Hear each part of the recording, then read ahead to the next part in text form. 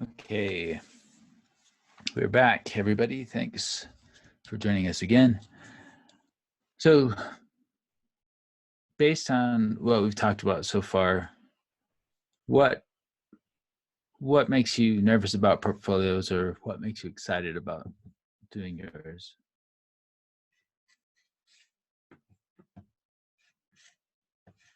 Probably the writing. If you're talking, I can't Yeah. hear you. So, I heard the writing. Was that something that makes you nervous or makes you excited? Nervous. Okay. And then, Definitely can't hear you. sorry, I'm not sure what you said.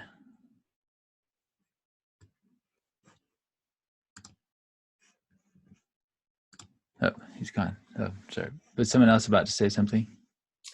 Yeah, I guess I'm most nervous about accurately representing myself. I know, especially when I was younger, people that hired me often told me that I undersold myself in my applications. But I'm also, in some ways, like more worried about overselling myself and then disappointing a hiring company, because I feel like that will have a more negative impact on the relationship in the long run. Yeah. There we go. Like it increases my chances of like getting hired. Yeah. It's definitely an understandable sentiment, and I think I sort of suffer from the same feelings of not wanting to oversell myself. When I was actually applying for Lambda school, I was invited to meet with Lambda by one of my friends who's working here, Josh Nell. He's the web instructor. We'd worked together. Like after that meeting, he's like, "Dude, you totally undersold yourself." And I think that it was good that he was still being my advocate, because that helped. So I understand where you come from, definitely, and I hope that we can talk about ways to beef up our own self-representation. We do have to be sales people to a certain extent, because we want to help alleviate risk. And I fully believe that if you get through our program and you've done through labs and all endorsed, that you have the skills to be not only an entry-level designer, but a strong entry-level, or even getting into early career level type of designer, because of the way that we've structured the program.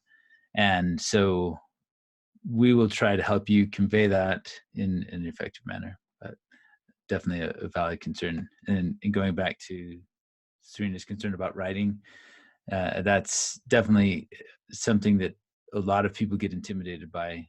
And hopefully we can use our time together to talk about ways to improve writing a little bit, and make this less of a burden from the writing standpoint. And that will take some practice, and no magic bullets for sure, but hopefully we'll get through that together. Well, and Ivan, you're back. I couldn't hear what you were saying earlier. Oh, my Zoom froze. That's why I couldn't hear anyone. Sorry, I'm having a hard time understanding what you just said. It's okay. It's nothing like important. I'm just Okay. back. Okay. Sorry, I want to be helpful. My hearing's not that good. So definitely if there's something I can help there. Anything else that you have concerns or excited about with the portfolio process?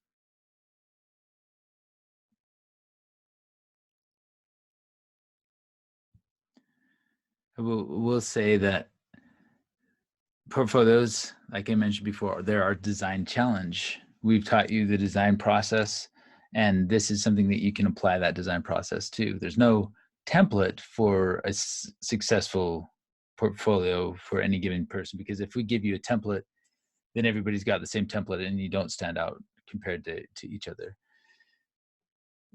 And I can't tell you how to make your portfolio successful, but we have you use your design skills and all the things that you've been practicing and working on to portray yourself in that best light that you can, so that hiring managers, when they see your portfolio, they will say, I'd like to find out more about this person. although we don't have all the solutions to hand you, but we are going to talk about a process that you can follow that will be, part of that design process, pointing you in the right direction. And there's no such thing as right or wrong, just better or worse. And even if you create a portfolio at the end of this unit and you're not happy with it, it's okay, because we can continue to make improvements, and you will be adding case studies as you finish more projects. And it will only get better as you get feedback from the labs team and other instructors and your peers. These will all make this better. And if you keep working at it throughout this process, you'll end up with a really great portfolio by the end.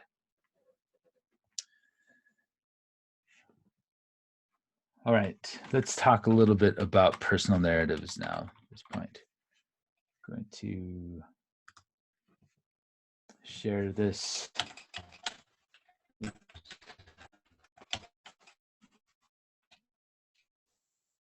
All right.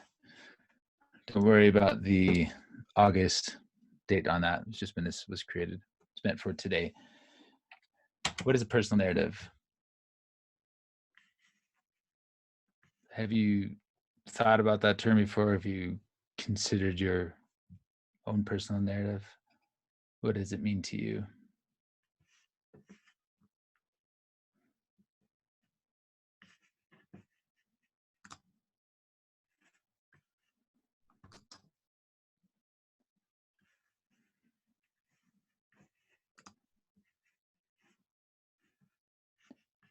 Is that the same as your value proposition? They're very related. Okay. Your value proposition, you've tried to distill information about yourself to what it is that hiring managers would want to, or anybody else would want to know about you in terms of the value you could provide to their organization. So that's like a very small nugget, and usually very, very terse and concise. A personal narrative expands a little bit beyond that. It's a foundation of how you position yourself in the world, and it becomes the centerpiece of your communication strategy. And when I say communication strategy, what I'm talking about is, as a designer, when you write your personal narrative, you're crafting a story that you can essentially memorize, or pieces of that story you can memorize and use in a variety of different circumstances as you network, as you try to get jobs, as you just talk about your role in general with anybody. You are crafting a narrative so that you can consistently represent yourself, and you don't have to stumble over your words, and you don't have to rethink the wheel every time you're talking about yourself. So without this story about yourself, basically it's helping to create a narrative arc around where you are, where you've come from, where you're going, with a career thought in mind. And it's really difficult to convey information about yourself without a consistent story that you can pull from. And if you create this consistent personal narrative about your life and what brings you into UX and why you're going for this specific job, if you have this consistent narrative, then you can begin to see what works and what doesn't, and begin to iterate on that narrative.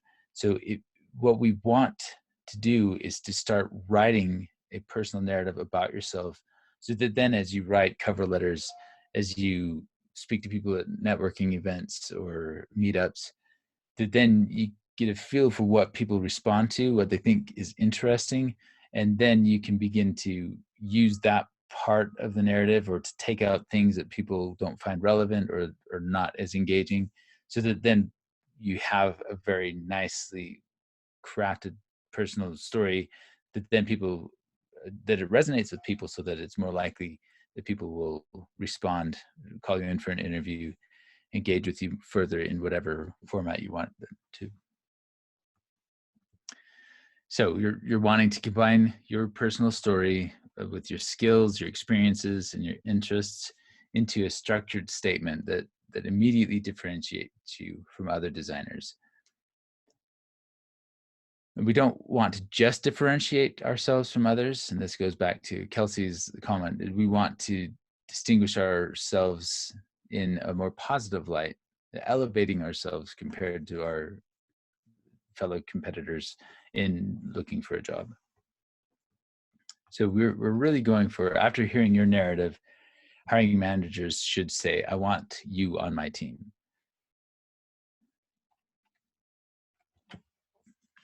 Excuse me.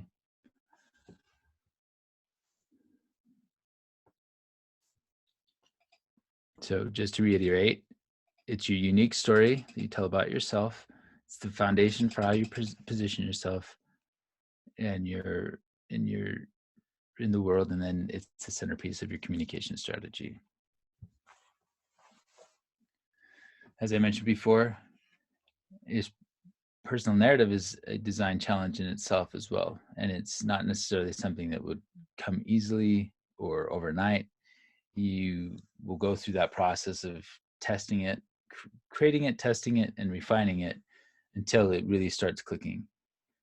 Nick Basile, who's now the program manager, and you have interacted with him in the past, when he was first building his portfolio, and he would work on his narrative and design and then apply for jobs and then see what responses he received.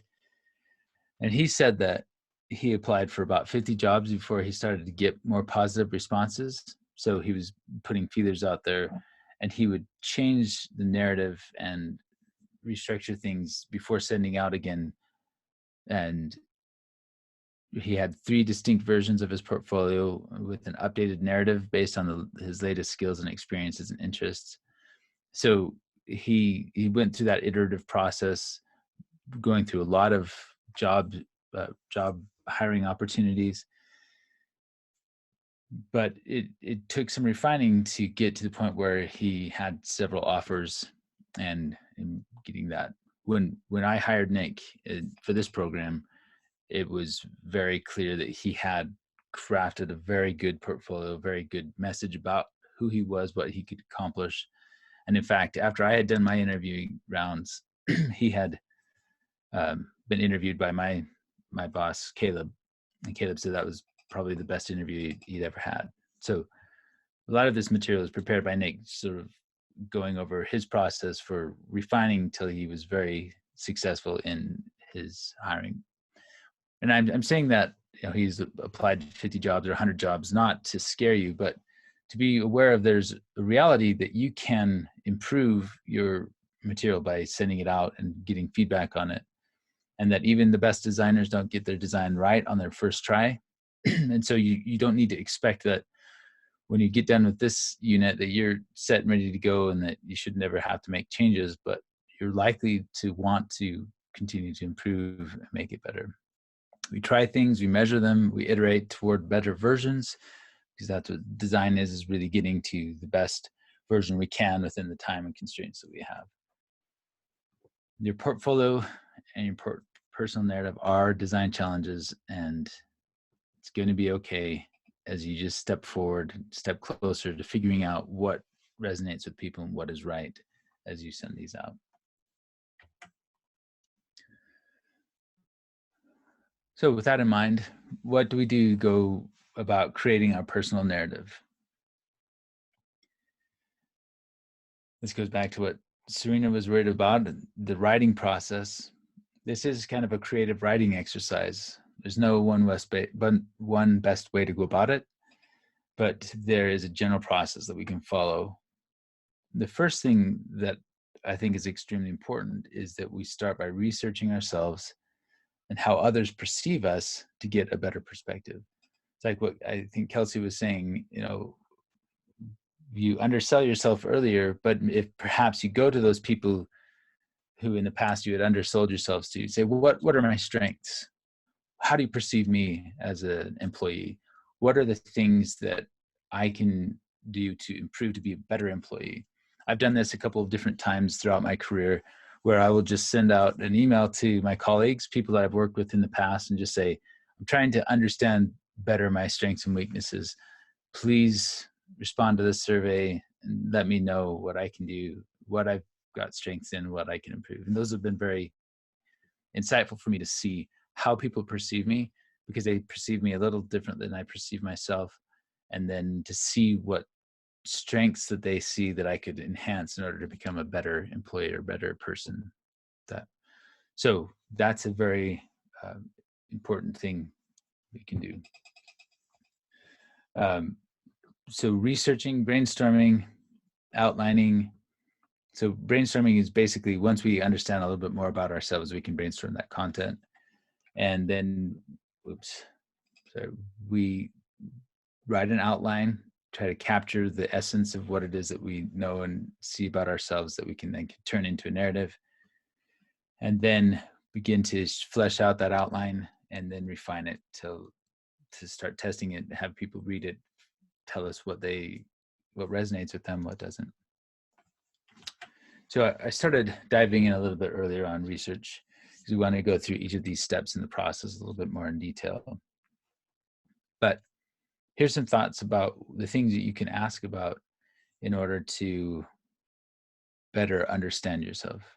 So 3 adjectives to describe yourself, seek for negatives from them, ask what you can get better with, and then ask what you can do really well. Reflect on your existing narrative, the story that you tend to tell people, even if you haven't got it memorized. If somebody asks what you do for work, or where you career is, what your career is, what are the things that you currently say, and what fits with what you've been learning from your research, what doesn't seem to convey you in the best light, and then what can you do to make improvements. And then you can look at other portfolios and other people's narratives, how they talk about themselves, and be able to reference that.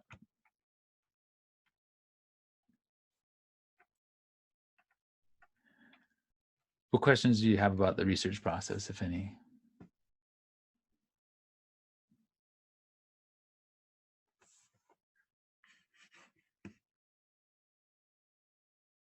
So these first, sorry, go ahead. Go ahead. It's okay. So these first 4 things, right? Asking people, okay, 3 adjectives, some negatives, what I do well, and what can I get better at. I don't know if it's something with your microphone today, Ivan. It just sounds really muffled. I don't know if something's in front of it or anything, but would you mind either typing it in Slido or maybe?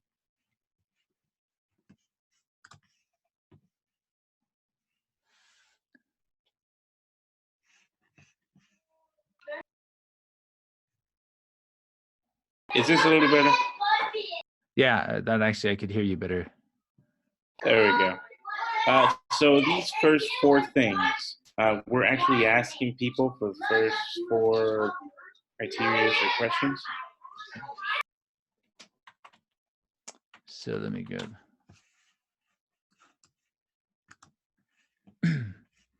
So I assume you're talking about these questions. Ask people to pick 3 adjectives, push for the negatives, what you can do to get better at, and what do you do really well. Those are examples of the things that you can ask to help tease out some of that information.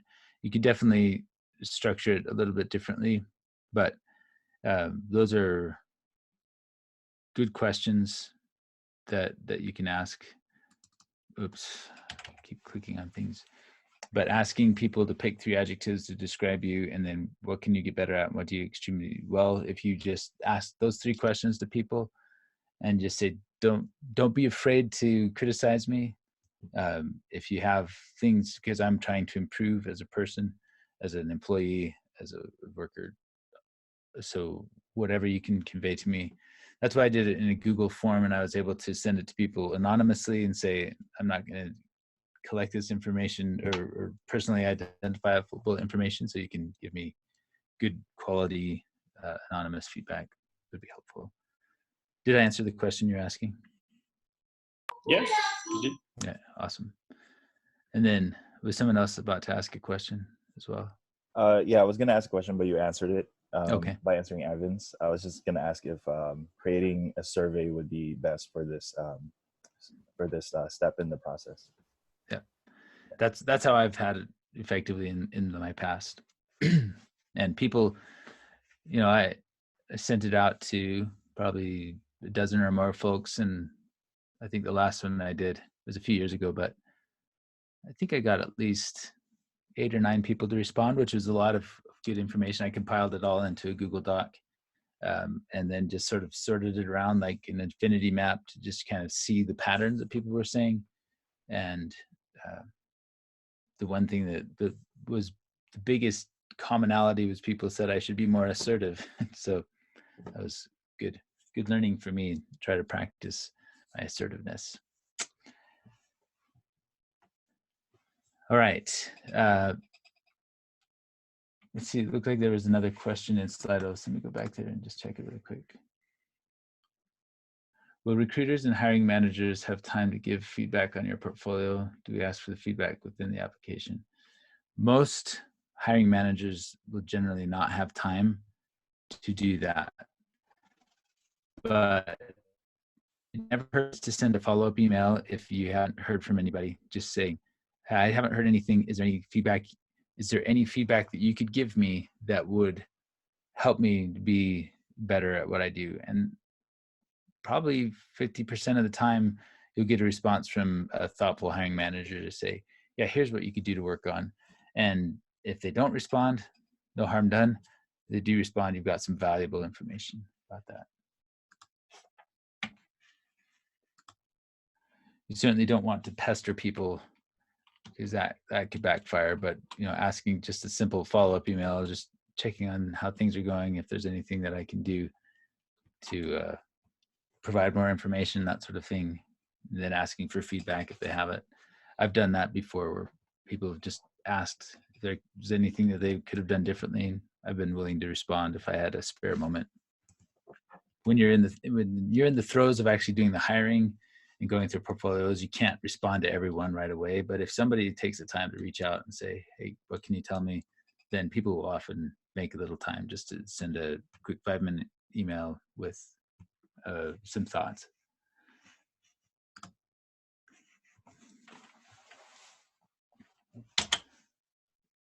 All right, the next step in the process after doing some research, and again, this doesn't always have to happen in order. You can do cycles of research and brainstorming, and etc.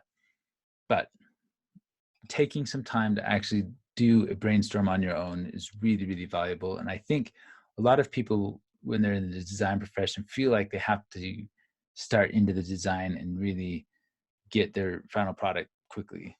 But if you just set aside 10 minutes and do a series of brainstorm sessions on your own, with 1 minute just writing down ideas, you get a ton of ideas that you might not otherwise get when you're going through just thinking.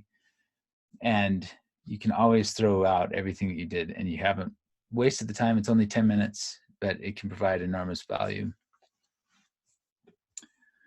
I did this with my son the other day. He was talking about how he kept having trying to be an artist, and he kept saying, I keep hitting roadblocks or artist block, and I don't know what to do next. And we just sat down for 5 minutes and did 3 brainstorming sessions, and just he now has a long list that he can work from or choose not to. But just going through that process, making yourself do it will be super helpful.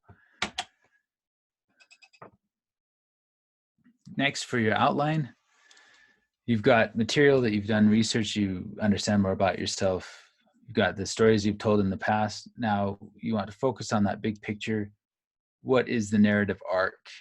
What can you use to engage somebody with your story? What about your past can help set the stage for you jumping into Lambda School, for example?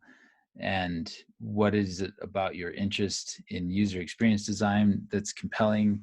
What hiring managers are looking for are people who have empathy, who have the desire to do user experience research, to really get in touch with the users, to be able to work quickly and convey and find solutions, find ways to help people. So what about your relationship to that desire that hiring managers have? What in your story can represent that information? We talk about narrative arc. In storytelling, you have an inciting incident and sort of established characters. So what is that inciting incident that makes this story need to happen and then have a resolution? And it builds up to a climax. For you, what is the climax in your personal narrative?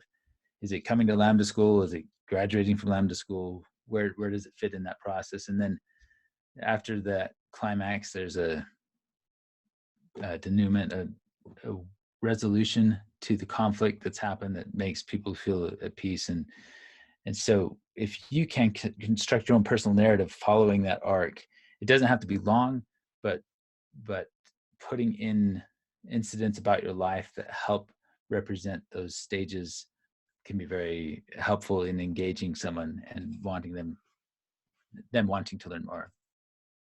And at the end, what from that narrative structure do you want the hiring manager to take away from it? What is it that they need to know about you that would make them say, I want to talk to this person and actually do an interview? If you think about those takeaways and think about a narrative structure and what that big picture is, these will help make this personal narrative more compelling. Once you have an outline of that structure and the key takeaways, then you begin to provide supporting documentation or social proof. So if part of your narrative is that you've always been very customer focused, is there an anecdote that you can share at a previous job that says, when we were trying to make changes of X and Y, I really felt like we needed to reach out to our customer base and say, hey, what do you think about these changes we're making, so that we would get their feedback in before making big changes. And by doing that, we were able to make a crucial tweak to our proposed solution so that then we were able to avoid a big problem that happened. That type of structure, a little short anecdote at any point throughout that personal narrative can illustrate the key points that you're trying to make. So you add details or social proof. Social proof is the idea of other people verifying what you're saying. So if you have anecdotes that include something that a previous employer has said about you, or have given you an award for best employee of the month or something like that, you can use that to help show proof of what it is that you're trying to convey. Going back to Kelsey's point, you don't want to embellish and you don't want to claim skills that you don't have. But if you do have the skills, if you have been successful, if you have done something good, you don't want to shy away from that because you might feel like you're too proud or too self-important. Convey those things that you actually did, and then let them be the judge of whether that's worthwhile or not. And then if you're talking about things that you've actually done or circumstances you've actually been in that you've made improvements, then there's no chance that you're overselling yourself, I guess I should say. But don't lie. You don't want to brag above what you would actually be able to accomplish. Like, I've done some work with analytics and A/B testing using Google Analytics. And I might say I was able to read from Google Analytics and understand the message and meaning of those analytics so that I could help make user experience design decisions. But I wouldn't claim to be a user analytics guru, so that I would try to be conveying, say, I can run your analytics program. I would not be able to do that, but I can say I understand analytics and can use them in making decisions. Maybe little nuances there, but keeping it honest and straightforward, sharing the things that you know how to do, but not things that you don't know how to do.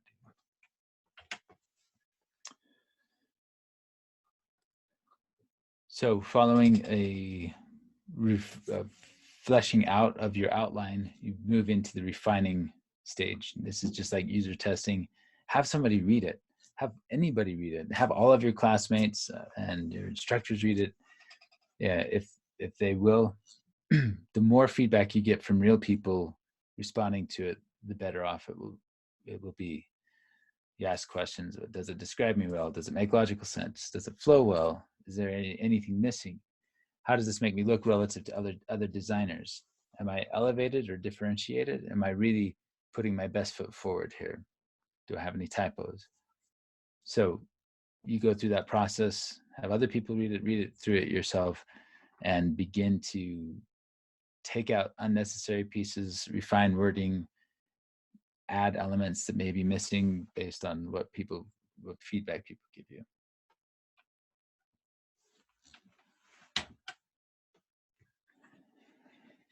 So we've taken a look at these steps, these 5 steps of researching, brainstorming, outlining, adding details, and then refining. It's still a creative writing exercise. There's no one best way to go about it. And this is a good place where you can convey a little bit of your personality. And you're welcome to deviate from this process as much as, or as little as you want. As I think we've talked about this, we're all designers now. We've gone through the process, we've learned the process, and now it's just a matter of getting more practice. And this is one of those exercises.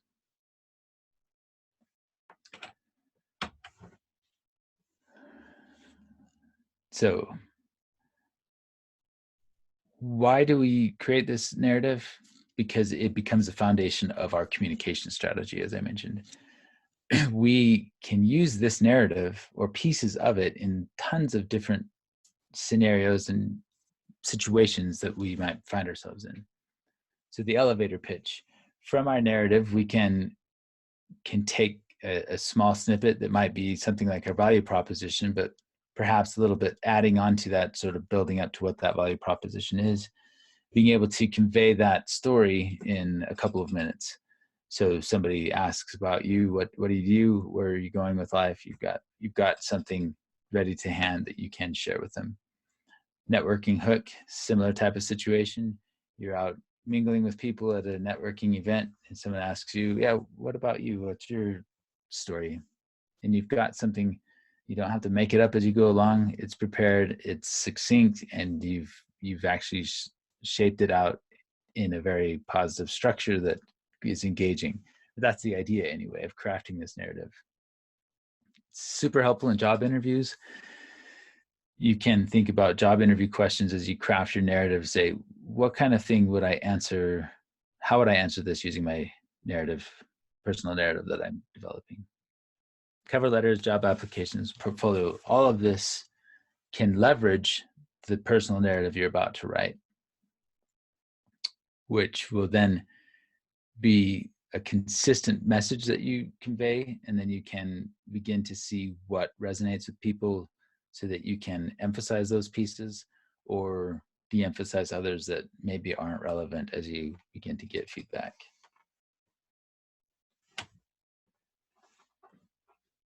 At this point in the curriculum, you're not students anymore, you're designers. You're welcome to the club. It's lots of learning still to do, but we will be treating you as designers at this point. We're on the same team, we're holding you to high expectations. And as designers, you are solving design challenges. Your personal narrative and your portfolio are the design challenges that are in front of you. And you'll know that you solved it when you use your portfolio to land a design job. And this is a challenge that I can't solve for you. I'll definitely be trying to give feedback, provide insights that I have from my career. And no one else at Lambda can really solve this for you as well. But this is your design challenge. Own it, make it yours, and dig into it so that you can really begin that process of job hunting after labs is done and you have a good solid foundation. And like all designers, we don't expect you to have it right on the first go, but the idea is that you stick with it and you reiterate until you have something you're happy with. You don't fail when the design doesn't accomplish its goals. You fail when you stop iterating towards a better design that reaches those goals.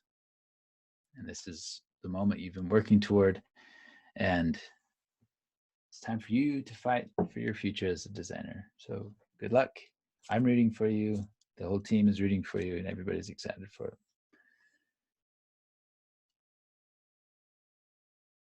All right, any questions right now?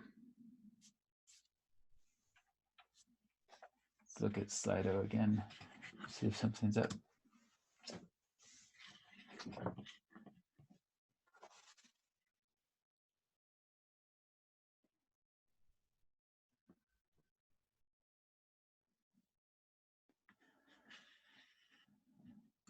All right, we're going to go ahead and take a 3-minute break. And after the 3-minute break, we are going to jump into a group activity.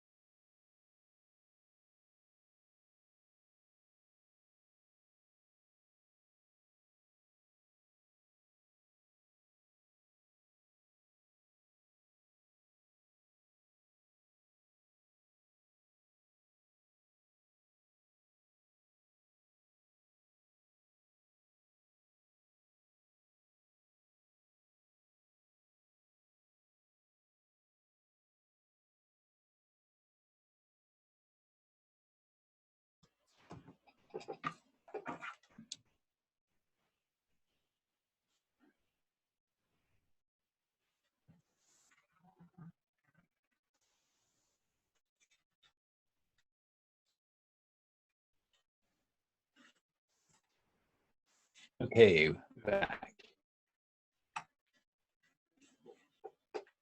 And I'm going to post this link here in channel, bestfolios.com. We are going to get into breakout rooms, and I want you to spend just 10 minutes finding 3 portfolios that you like. And I don't want you to just go onto the site and find the first 3 that are there. I want you to sort of walk through and do a brief evaluation, say, I like this one, don't like this one. Find some that really stand out to you and share with the group once you've done those 10 minutes. So share with the group the 3 that you found and walk through how each of them align and deviate from the research that you saw earlier. What is their narrative that they've got on their site, and then why do you like them? So just getting into that a little bit. Breakout groups.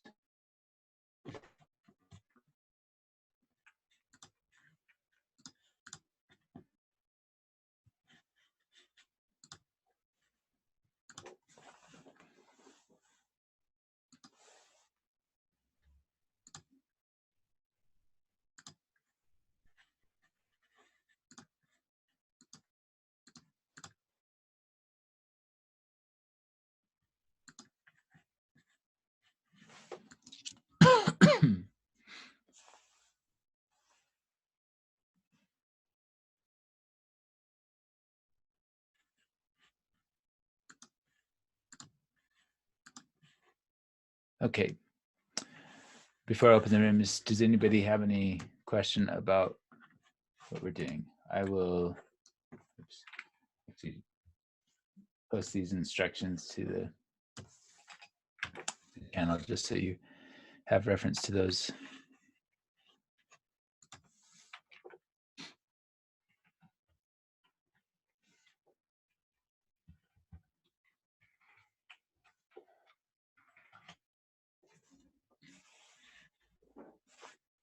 Okay.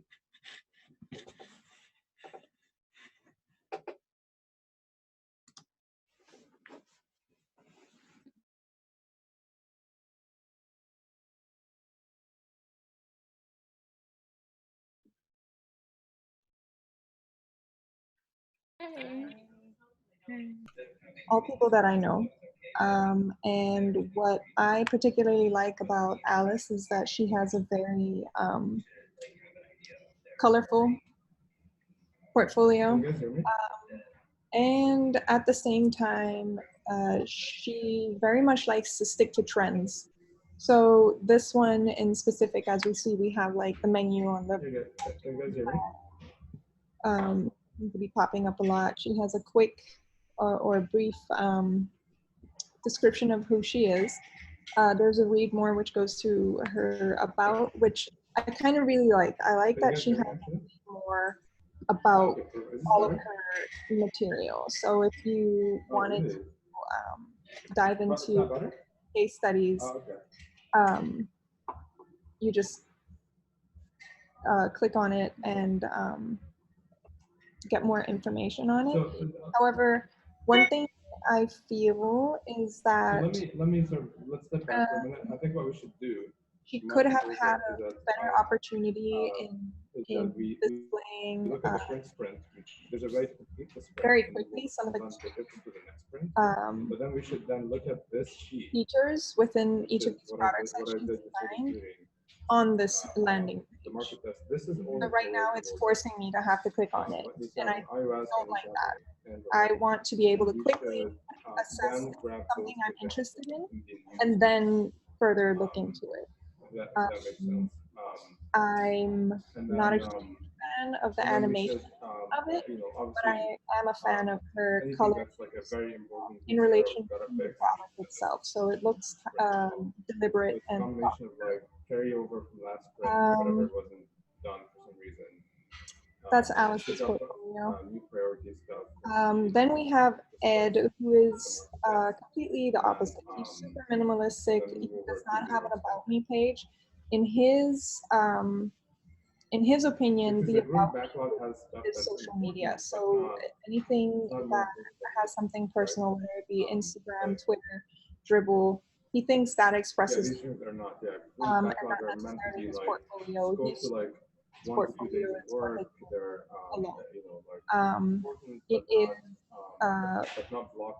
very informational, but yet super clean. I appreciate that the description of each part of his project is concise.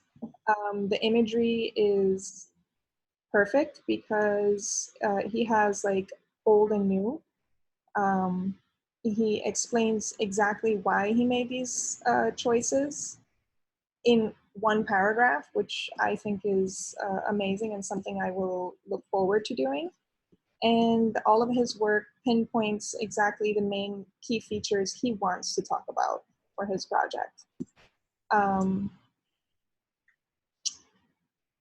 One thing that I would probably improve on is having like a tell me more to this case study, because right now it's as good as it is. I think that he could have a little bit more explanation to some of the larger features within this project. Then we have Elizabeth, and this is Elizabeth Lynn, who works with us here at Lambda. This is her portfolio.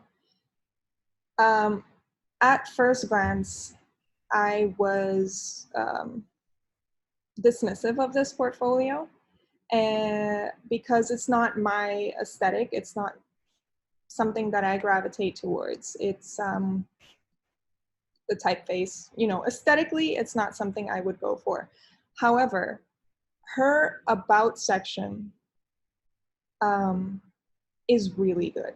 It gives me a very good idea of who her personality, who she is, what her personality is like, and what she really likes and enjoys and is great at.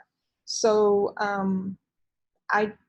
after reading this, I just felt like, okay, I knew her. I can tell that she's quirky, she's funny, she is very smart and extremely confident. And that's something that I want to portray as well, is confidence in my portfolio and confidence in myself as a designer, which is something that I am not particularly good at. Her portfolio is also a good example of having both UX related work, and she can go into further detail on each of these projects, but she also has her hobby, which is illustrations. And it's not just showing you images. All of her illustrations actually have some kind of description and why she created these illustrations. So I thought that was pretty cool and different. So those were the three projects that, or portfolios that I very much liked. So just to sum up, Elizabeth Lynn has great copy. Alice has really good use of modern design and very clean and minimalist with a lot of color. And Ed is super streamlined with very good, concise copy as well.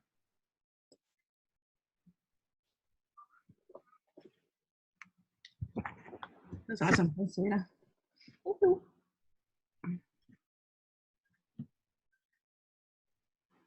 I guess I can share what I found.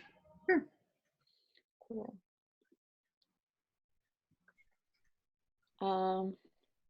Slay. This was actually one of the first ones I came across. I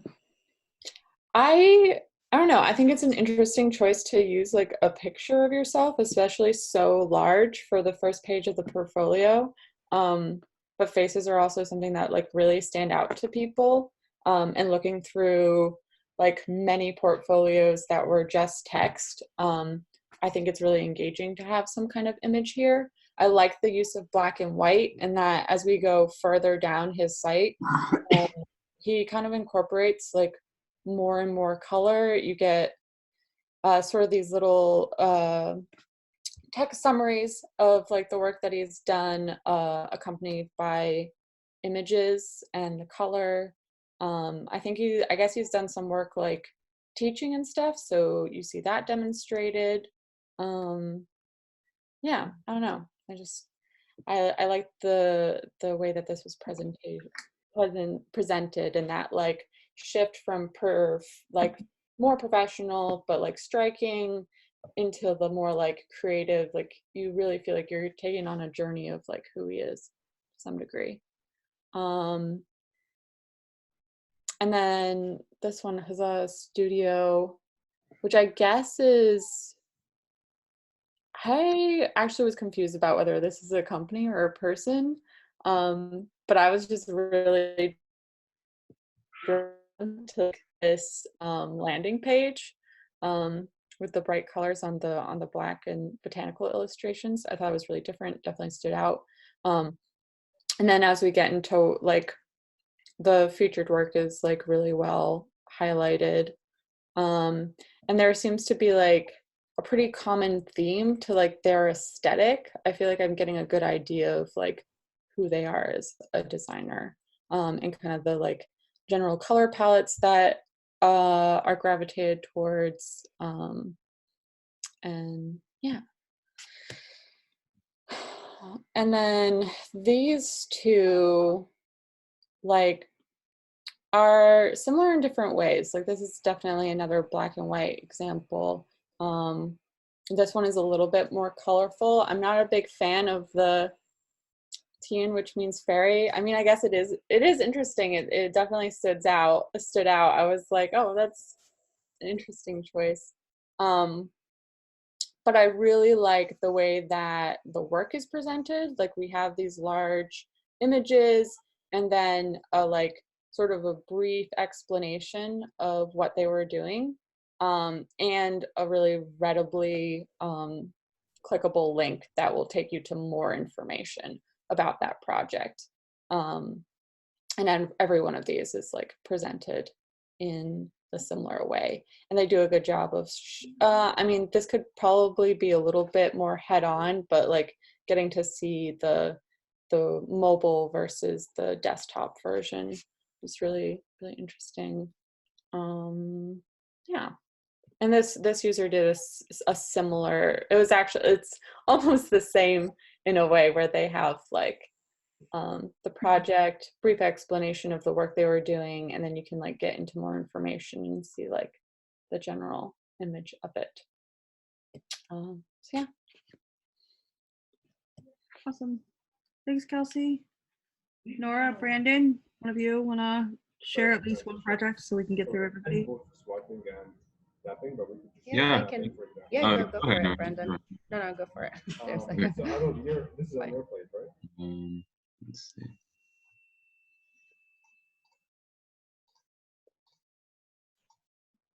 So I've been leaning towards portfolios that just like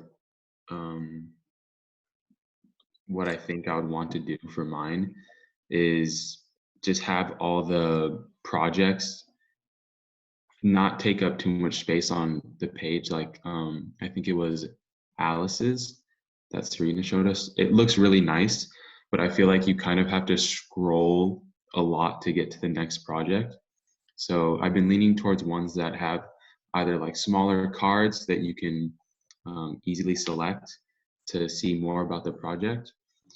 Brendan, sorry to interrupt you, but can you click on one of them to see like what it leads us into? Thank you. So I don't know if they all have videos, but I guess this one does. So yeah, I just like how it lists all the like summary information at the top. And then they do specify the problem, which is a nice thing for the person reading it to get an idea of why they even worked on this project in the first place. So yeah, I just chose this one because it is similar to something that I would want to do for mine in terms of just the layout and just the easiness of being able to see all the projects in a short amount of time. So yeah, there's about 1 minute left, so I don't want to. Yeah. Yeah. So, side note, real quick before Nora, you go. That was one of the ones that I picked. This coming, and if you look at his more, he does a really nice job of detailing all the process, and some of the other projects that he shows. So, Nora. There you go. So I like this one here. I just found it on Best Portfolios. I don't know if I'm even looking. Oh, here you go. Got this one. I like the pictures basically and how they're just a small description. I'm very visual, so I do really like to see pictures more than words. So this one, I mean, well, it looks nice to me. It almost looks like books that they're describing. The thing that I don't like about it is there are no, like, there are no more, you know, like, I wanted to see the process rather than like a really nice picture. So would it be nice to go maybe if I click on this, it's not taking me anywhere. Maybe I've done this all wrong, but So you're like actually just viewing the static images and not the website. So, but we're gonna. yeah, here we go. Okay. So this person doesn't have anything. Here you go. All right, that was a fail because I had one to pick, and this is actually, hold on. All right, there you guys. All right, see ya.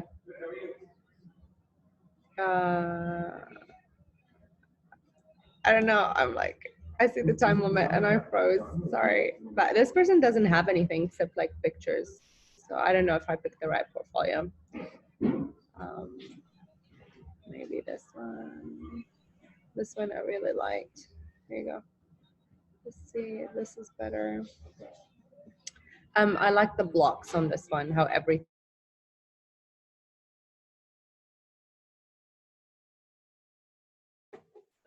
All right, welcome back, everybody.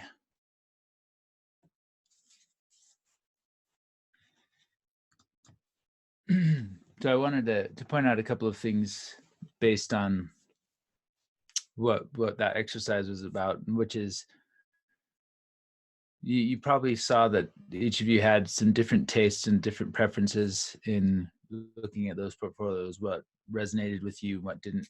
And that is fairly common even among hiring managers. There's still that sense of what somebody personally likes versus what they don't like.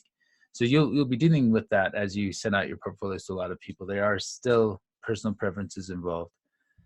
And so your objective is to be as close as possible to what more people would like if you're going to send it generally to everybody. So which means that you need to be careful about the types of choices you make in terms of the extremities, because some portfolios, when they get really extreme, begin to be off-putting to some designers versus others, if that makes sense,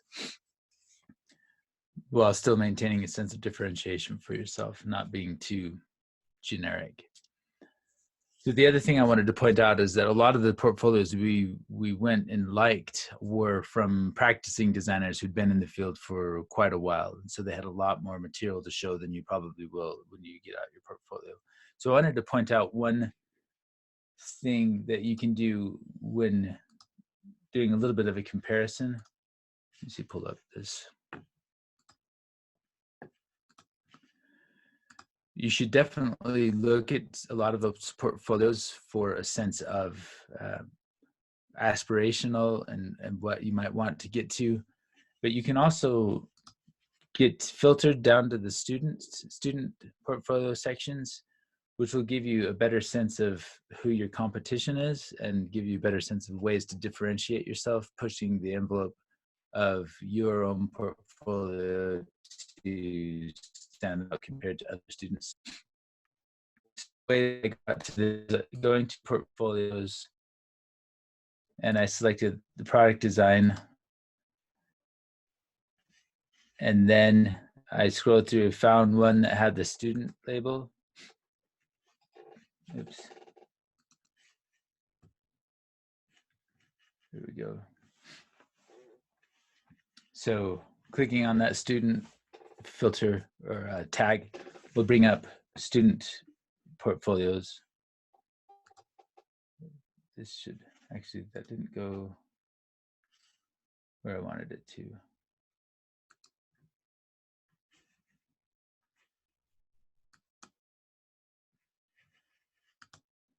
So clicking on that tag, it's supposed to go to portfolios. I don't know if anybody else has had this trouble, but there's some sort of a bug in bestfolios.com that some links don't actually go where they're supposed to.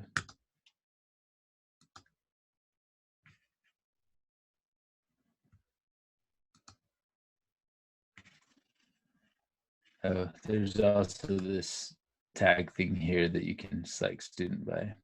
Actually, I hadn't seen that before. It got lost among these ads. But you should someone say something. I was about to say, are there any other websites? Some of the ones I liked, I had a problem as well accessing, so I had to just keep looking.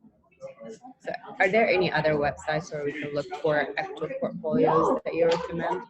This is the one that I know of. I have done just Googling for good UX design portfolios, and there are a few different websites where people will start to feature a few.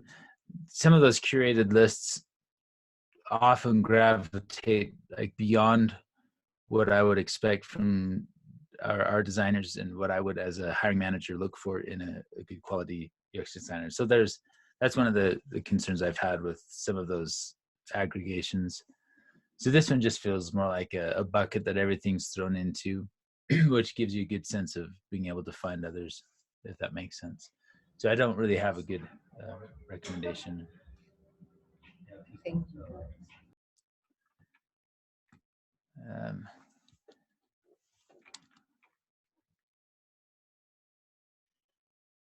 So the way that I found it before,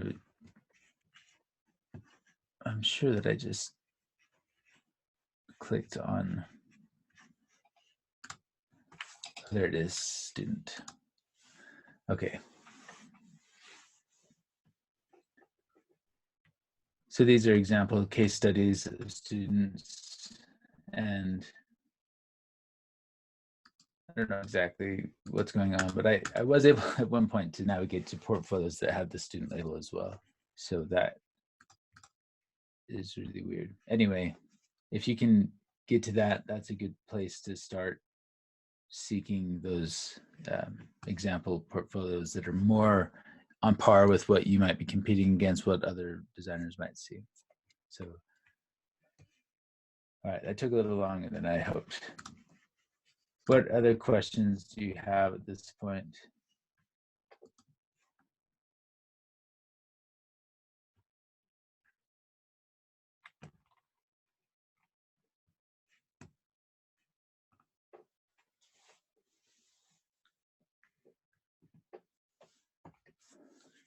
Okay, today's assignment is we're going to start into this portfolio. So let me stop sharing and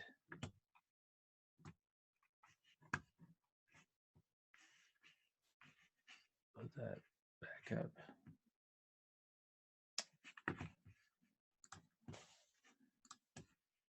Sorry, share this again. So we went and we basically wanted to follow that process that we outlined in class. Research and ask people those questions that we talked about. Brainstorm, hold some brainstorming sessions for yourself. Begin writing your outline.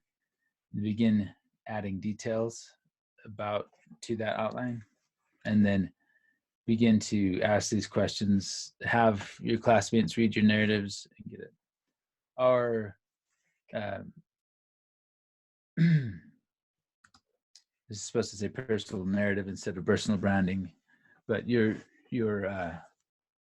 stretch goals would be just keep working on this until it's more fully refined, until you've used up your time, and keep making progress.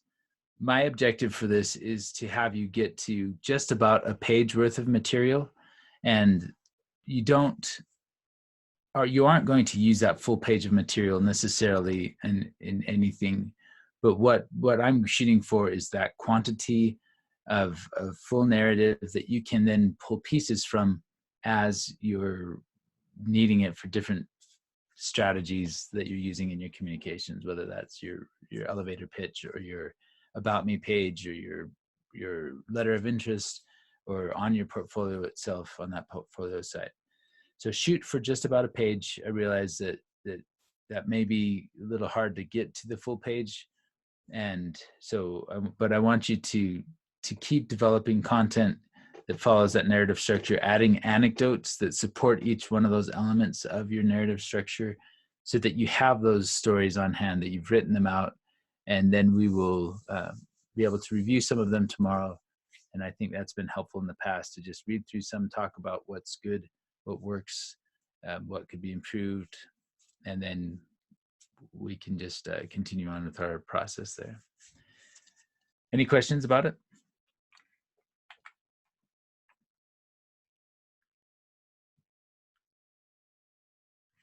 If not, we will call it a day. Thanks, everybody, and we will see you tomorrow morning.